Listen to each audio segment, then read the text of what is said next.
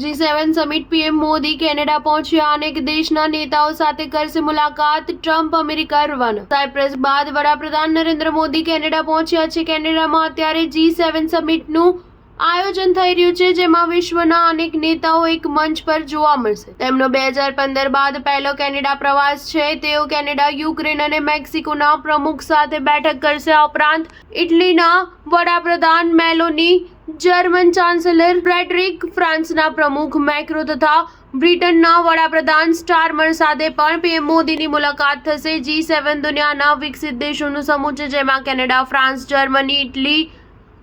Japan Britain અમેરિકાનો સમાવેશ થાય છે આ 7 વિશ્વની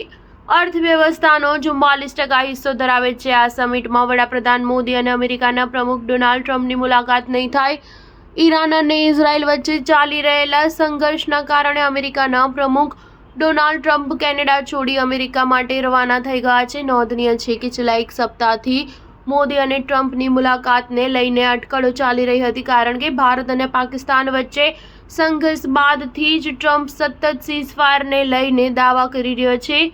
આ સમિટમાં G7 દેશ તથા આમંત્રિત દેશના નેતાઓ એનર્જી સિક્યોરિટી ટેકનોલોજી ઇનોવેશન જેવા વિષય પર ચર્ચા કરવાના છે ખાસ કરીને